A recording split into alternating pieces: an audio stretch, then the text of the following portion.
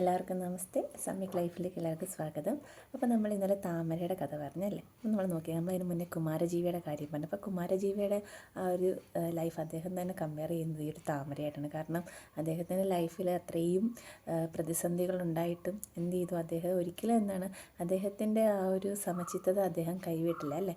ആ ഒരു മനസ്സ് കൈവിട്ട് പോവാതെ അദ്ദേഹത്തിൻ്റെ കർമ്മം നിരന്തരമായിട്ട് ചെയ്തുകൊണ്ടേയിരുന്നു. അപ്പോൾ ഇതുപോലെ തന്നെയാണ് നമ്മളുടെ ഭഗവാൻ ശ്രീകൃഷ്ണൻ്റെ കഥയൊന്ന് എടുത്ത് നോക്കി.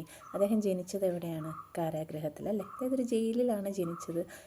ജനിച്ച ഉടനെ എന്ത് സംഭവിച്ചു? സ്വന്തം അച്ഛൻ്റെയും അമ്മയുടെയും അടുത്തു നിന്ന് അദ്ദേഹത്തിനെ എടുത്തിട്ട് പോയി ഒരു വളർത്തച്ഛനും വളർത്തമ്മയാണ് അദ്ദേഹത്തിനെ വളർത്തിയത്. അവിടെയും വളരെയധികം സ്നേഹമൊക്കെ കിട്ടി അദ്ദേഹം വളർന്നു. പക്ഷേ അതിനുശേഷം എന്ത് സംഭവിച്ചു? അവിടെയും അത്രയും സ്നേഹനിധിയായ അച്ഛൻ്റെയും അമ്മയുടെയും ജ്യേഷ്ഠൻ്റെയും കൂട്ടുകാരെയും എല്ലാം അടുത്തു നിന്ന് അദ്ദേഹം ഉണ്ടായി. അവിടെ നിന്നും ആ ഒരു അമ്പാടി വിട്ട് അദ്ദേഹത്തിന് ദ്വാരകയിലോട്ട് പോകേണ്ട ഒരവസ്ഥയുണ്ടായി അല്ലേ. അതുപോലെ തന്നെ നമ്മുടെ ക്രിസ്തുദേവൻ്റെ ജീവിതം എടുത്ത് നോക്കി. അദ്ദേഹവും വളരെയധികം യാതനകളാണ് അദ്ദേഹം സഹിച്ചിട്ടുള്ളത് അല്ലേ. അപ്പോൾ അല്ലെങ്കിൽ നമുക്കിപ്പം കുറച്ചും കൂടെ മുന്നോട്ട് പോകാം. നമ്മളുടെ ഈ ഒരു തലമുറയിലുള്ള ആളുകൾക്ക് അറിയാവുന്ന ആളുകളാണ് ധീരുഭായ് അംബാനി അല്ലേ. ഇല്ലെങ്കിൽ അതേപോലെ തന്നെ നമ്മളുടെ വാട്സപ്പിൻ്റെ സ്ഥാപകയായിട്ടുള്ള ജാൻകോം. ഇപ്പോൾ ഇവരൊക്കെ എന്ന് പറയുമ്പോൾ ഇവരൊക്കെ വളരെയധികം പ്രതിസന്ധികൾ അവർ നേരിട്ടിട്ടുള്ള ആളുകളാണ്. അപ്പം നമുക്കറിയാം നമ്മുടെ ലൈഫിൽ എന്തെങ്കിലും നമ്മളെപ്പറ്റി മോശമായിട്ട് ആരെങ്കിലും പറയുകയോ, നമ്മളിപ്പോൾ കാണുന്നതാണല്ലോ സോഷ്യൽ മീഡിയയിലൊക്കെ ഓരോരുത്തരെ പറ്റി മോശമായിട്ട് ഓരോ അഭിപ്രായം വരുമ്പോഴത്തേക്ക് പെട്ടെന്ന് പെട്ടെന്നുള്ള ആ ഒരു വിഷമത്തിൻ്റെ പുറത്ത് ആത്മഹത്യ പോലുള്ള കാര്യങ്ങളിലോട്ട് എത്തിച്ചു. അല്ലെങ്കിൽ ചില ആളുകൾ ഡിപ്രഷനിലോട്ട് പോകുന്നു.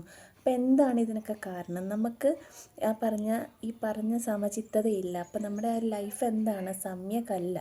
ഓക്കെ. അപ്പോൾ നമുക്ക് എവിടെയാണ് നമുക്ക് ഈ ഒരു തെറ്റ് പറ്റുന്നത്, അല്ലെങ്കിൽ എവിടം വെച്ചാണ് നമുക്ക് ഈ ഒരു സമ്യക്കായിട്ടുള്ള നമ്മുടെ ലൈഫ് എവിടെയാണ് നഷ്ടപ്പെടുന്നത് എന്ന് നമ്മൾ ആദ്യം തിരിച്ചറിയുക അല്ലേ. അപ്പോൾ നമ്മൾ നേരത്തെ പറഞ്ഞതുപോലെ നമുക്ക് നമ്മുടെ ജീവിതത്തിൽ എന്തെങ്കിലും നഷ്ടമോ ഇല്ലെങ്കിൽ നമുക്ക് എന്തെങ്കിലും പരാജയമോ സംഭവിക്കുമ്പോൾ നമ്മൾ മനസ്സിലാക്കേണ്ടത് ഇതൊന്നും പെർമനൻ്റ് അല്ല.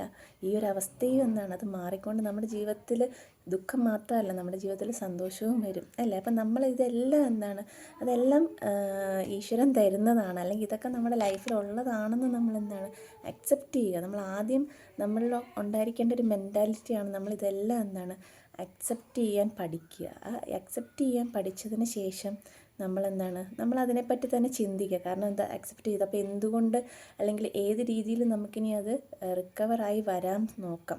നമ്മളെപ്പോഴും ആ മുന്നോട്ട് പോകുന്നതിനെ പറ്റി മാത്രമേ നമ്മൾ ചിന്തിക്കുക. അപ്പോൾ അതിനുശേഷം നമുക്കത് ആ ഒരു എക്സ്പീരിയൻസ് ഉണ്ടായിട്ടുണ്ടെങ്കിൽ ആ എക്സ്പീരിയൻസ് നമുക്ക് എങ്ങനെ പുറത്ത് കടക്കാം എന്നുള്ള വഴിയും അതും നമ്മളിൽ തന്നെയാണ് കേട്ടോ ഉള്ളത്. എല്ലാത്തിൻ്റെയും ചോദ്യങ്ങളും ഉത്തരവും എല്ലാം നമ്മളിൽ തന്നെയാണ്. നമ്മൾ ആദ്യം നമ്മളോട് തന്നെയാണ് സംസാരിക്കേണ്ടത്, നമ്മളെയാണ് നമ്മൾ മനസ്സിലാക്കേണ്ടത്. ഓക്കെ.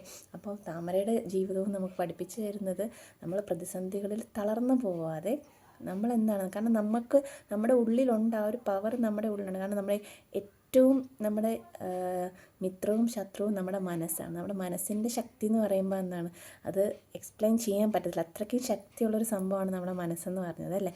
അപ്പോൾ ആ ഒരു ഇന്നർ പവർ നമ്മളത് തിരിച്ചറിഞ്ഞിട്ട് നമ്മൾ സധൈര്യം നമ്മൾ മുന്നോട്ട് പോവുക. Okay, by.